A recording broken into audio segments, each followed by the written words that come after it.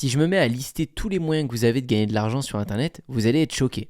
Rien qu'avec TikTok, il y a la rémunération TikTok sur une vidéo. Récemment, ils ont sorti la récompense supplémentaire, donc vous pouvez être doublement payé en publiant une seule vidéo TikTok. Récemment, encore plus, ils ont sorti TikTok Shop, donc vous pouvez être triplement payé sur une seule encore vidéo TikTok. J'ai testé ça hier, vous voyez, je mets un petit lien sur mon TikTok, les gens cliquent et ils ont accès, en l'occurrence, à un sac de badminton. Ça, c'est juste pour une vidéo TikTok, vous avez 3 possibilités de revenus que TikTok vous donne comme ça, sans client, sans galère, sans rien. Mais je peux aussi vous parler de très récemment les stories. Vous pouvez être payé pour des stories, des photos sur Facebook, 2€ sur une story là. Vous pouvez être payé pour vos vidéos YouTube, vous pouvez être payé pour plein de choses, juste que le réseau vous donne. Je vous parle pas de créer un site web, etc. Juste en publiant, en apprenant à créer du bon contenu sur une thématique, du dessin, de la poterie, de la cuisine, ce que vous avez envie, vous pouvez être payé. Pour filtrer les motivés, les plateformes ont toujours des petits critères, c'est-à-dire il faut avoir 1000 abonnés, il faut avoir 10 000 abonnés, etc.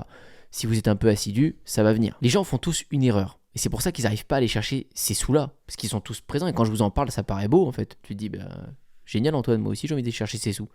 Et vous n'allez pas réussir pour autant, parce qu'il vous manque ce truc. Le problème, c'est qu'on court tous après ces sources de revenus. On veut savoir le nouveau truc à la mode. Je vous l'ai dit, TikTok Shop, la rémunération des stories sur Facebook, etc. Parce qu'on se dit premier arrivé, premier servi. Mais c'est pas ça le truc. Tous ces revenus sont liés à quoi? Ces revenus sont liés à la communauté. Les gens qui en profitent, c'est les gens qui savent faire de l'audience. C'est pas des influenceurs, c'est juste des gens qui sont dans leur domaine et qui documentent.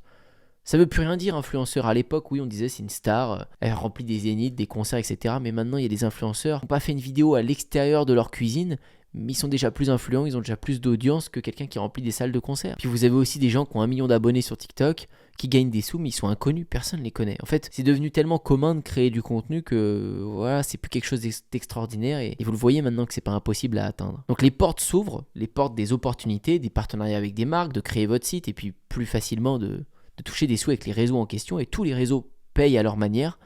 Toutes ces portes-là s'ouvrent en publiant du contenu, en apprenant à faire des vues dans votre domaine. C'est ça l'habitude que vous devez prendre.